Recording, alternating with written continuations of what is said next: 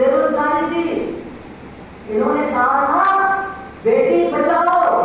मैं तो कहती हूँ इनका नारा होना चाहिए बेटी बचाओ बीजेपी से, भाजपा से बेटी बचाओ। सबसे ज्यादा बेटियों का हाल खराब है, न बेटी को हम पढ़ा सकते हैं न बेटी को हम बचा सकते हैं। इनकी हर बात झूठी, ये कहते हैं हम मुफ्त में राशन दे रहे हैं। अरे वो ऐसा राशन दे रहे हैं जो माफ कीजिएगा वो अपने घर के जानवरों को नहीं खिलाएंगे। 5 किलो देता है उसमें भी 1 किलो पहले ही निकाल के रख लेता। इतना भुक्कड़ देता, इतना बड़ा भुक्कड़। वो राशन के बारे में झूठ, नौकरी के बारे में झूठ, लड़कियों की पढ़ाई और सुरक्षा के बारे में झूठ, 15 लाख का झूठ। हम कैसे ये झूठ बर्दाश्त कर रहे हैं? हम क्यों चुपचाप इसको बर्दाश्त कर रहे हैं? क्योंकि ये एक काम करते हैं, बहुत बड़े पैमाने पर करते हैं। क्या? हिंदू मुस्लिम। अरे तुमको मालूम है फलाने की लड़की से बात कर गई, तुमको मालूम है वो आ करके लड़कियों को ही फंसाने में लगे हुए हैं। कभी कभी आप पेपर पढ़ो या टीवी देखो तो ऐसा लगता है कि कोई हिंदू लड़के से शादी नहीं कर रही है, सब भर रही है। इस तरह से हमारे दिमाग में जहर भर करके, हमारी आंखों में धूल झोंक करके वो हमको समझा रहे हैं। बाकी सब कुछ भूल जाओ, बस इनसे नफरत करो, कभी न कभी ठीक हो जाएगा। ये कर रहे हैं ठीक करने के लिए नहीं, ये कर रहे हैं हमको अपने पीछे लगाने के लिए। ये हमको अपने पीछे लगा करके क्या करेंगे? हमारे हाथ में कुल्हाड़ी देंगे और कहेंगे अपने ही पैरों पर कुल्हाड़ी मारो। तो इनका पूरा खेल है कि हम अपने ही पैर पर उनकी दी हुई कुल्हाड़ी को मारे, अपना नाश खुद करें, अपने बच्चों का भविष्य खुद बिगाड़े।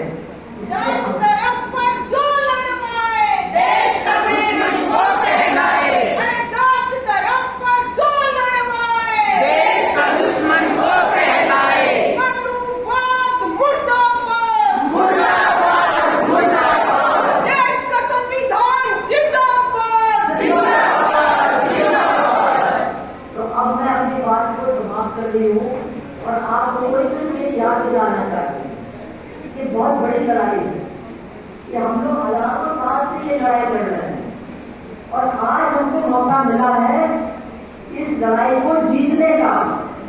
इससे पहले मौका नहीं था।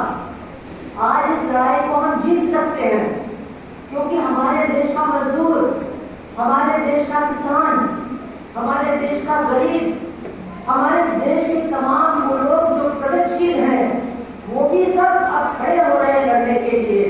इन तमाम लोगों के साथ अपनी महिलाओं की ताकत को जोड़ करके हमें इस देश में मूल चूल परिवर्तन की लड़ाई अब लड़नी होगी। अगर अब हम नहीं लड़े तो जो कुछ हमको मिला था वो सब हमसे छीन लिया जाएगा। इसलिए बहनों और भाइयों, ये जो मनुवाद का खतरा है, ये जो मनुवाद का साया मंडरा रहा है, इससे बचने की जरूरत है, इसको पहचानने की जरूरत है। ये मनुवाद इसने हमेशा इस देश को, समाज को तबाह किया है, गुलामी का सबब रहा है और आज भी वो हमको एक नई गुलामी की ओर धकेलने का काम करेगा। इसलिए आज के दिन संविधान को बचाना, समाज सुधार की लड़ाई को लड़ने वालों को याद करना, जो लोग दुनिया भर में साम्राज्यवाद के खिलाफ लड़ रहे हैं उनके साथ अपने आप को जोड़ना, ये हमारी बहुत बड़ी लड़ाई बन गई है। अब मैं आखिर में एक बात आपको बताना चाहूंगी। बहुत से लोगों ने कहा ये उनकी बेटी है, ये कैप्टन लक्ष्मी उनकी माँ थी, ये कहानी थी।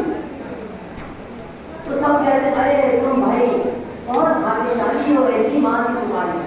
तो मैं तुमको बताऊं, मेरी माँ बहुत खराब माँ थी। जैसे आप समझ लो अच्छी माँ होनी चाहिए, वैसी माँ मेरी नहीं थी। अच्छी माँ कैसी होती है?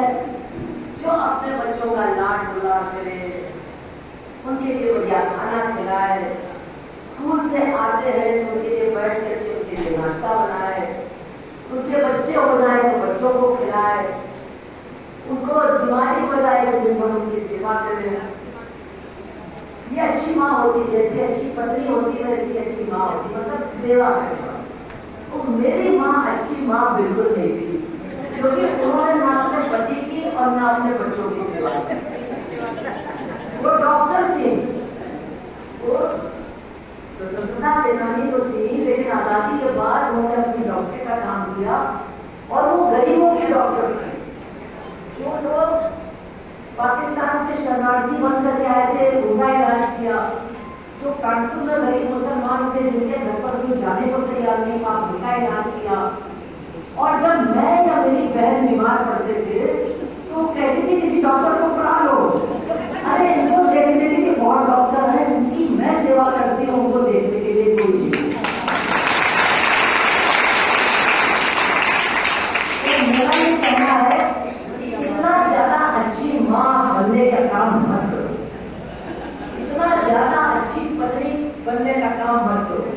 तुम कुछ भी कर लोगे लेकिन तुमको कोई अच्छी माँ या अच्छी पत्नी नहीं कहेगा, कोई ना कोई नींद नहीं निकालेगा।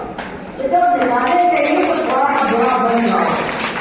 मैं तो कहती हूँ कभी न कभी हरियाणा की एक सैर में करना चाहती हूँ कि जिन औरतों ने जब किसान बैठे थे दिल्ली के बाहर, तो जिन औरतों ने, साधारण किसान परिवार की औरतों ने अपना घूंघट पीछे करके ट्रैक्टर चलाना सिखाया और ट्रैक्टर लेकर के दिल्ली गई, मैं उनसे